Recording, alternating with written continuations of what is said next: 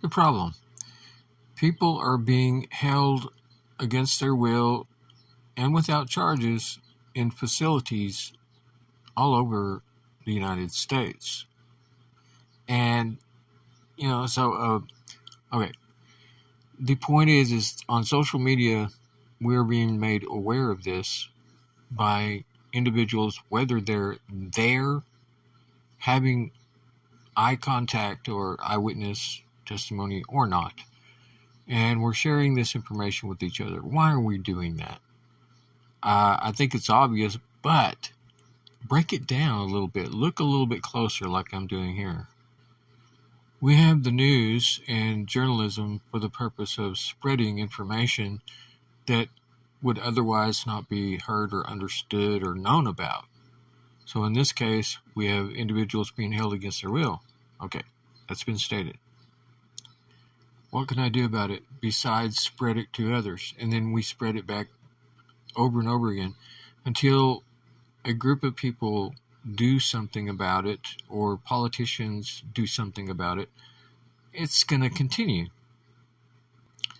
As we have seen, the actions taken by large groups of people have been to protest and also get the word to their political people, to their representatives. And we've seen some movement there. However, so many people, like in my state of Texas, we do not have representatives that represent us in these situations. They come back with excuses.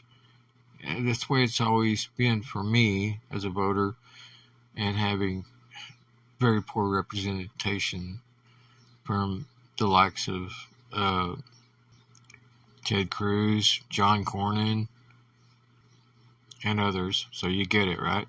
Yeah. So what am I left to do? I'm left to support people in other parts of the government, other representatives, other congresspeople. Is that the way it's supposed to be? I don't think so.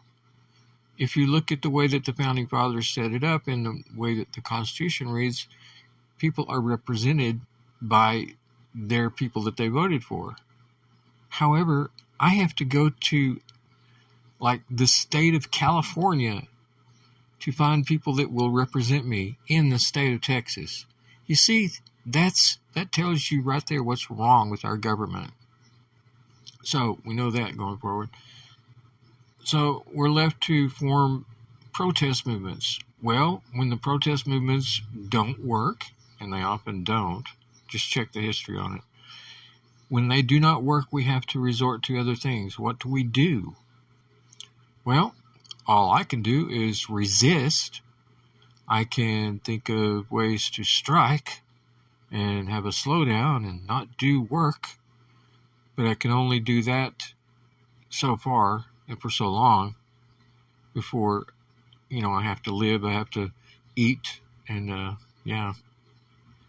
And a strike and resistance that way doesn't work very well unless you have other people that you do that with in large enough groups that it makes it matter.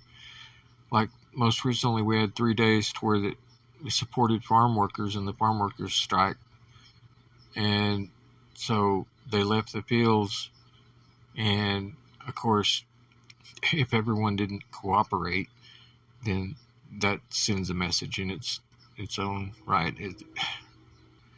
So we have other plans for like strikes and slowdowns and stoppages, like for the one that I am planning to cooperate and do something about and actually do nothing.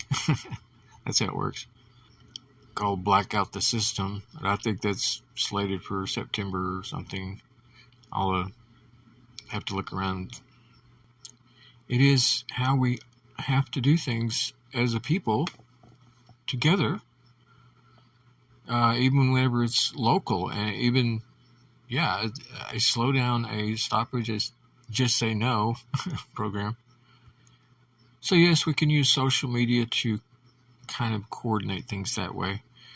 But also on this social media, you have a lot of misdirected information or information that's purposely vague or misinformation and disinformation. So you have two operating.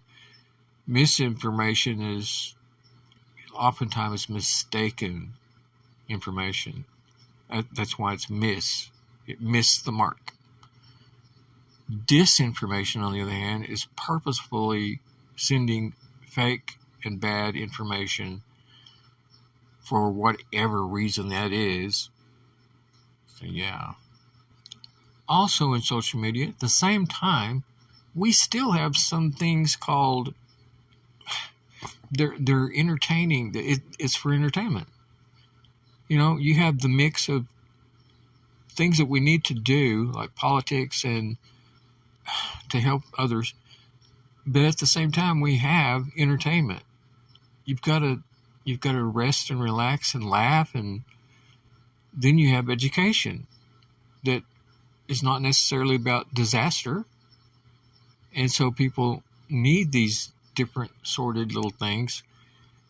But whenever you go on social media like TikTok, you will very likely get the mix according to what you liked and how the algorithm works on it.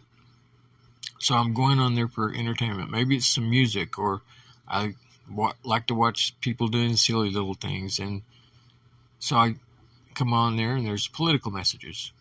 Political, and then fine, it needs to be done, it needs to be said, but I went there for the fun. Then maybe I decide today I'm going to do something political.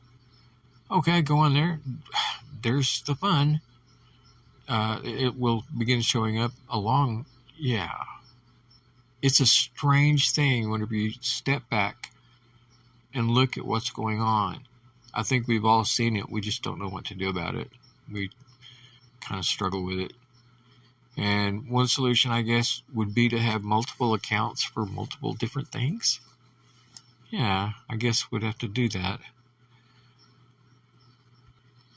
And of course, if social media platforms like TikTok would recognize this problem, they would help us if they wanted to and make different areas that we could work with. I'm seeing Google do such things with, and it becomes popular on Google, and then they drop it. So, yeah. YouTube is still probably the go-to place that has a means of dealing with these issues, and that's why for the foreseeable future I'm going to stick with YouTube just for that reason. TikTok has its moments and it could be good. It has areas where it's good and areas, well, I've just gone through mentioning what I don't like about it, but I've called it social media, but really I'm talking TikTok here. So yeah, just a few things to think about, and thanks for listening.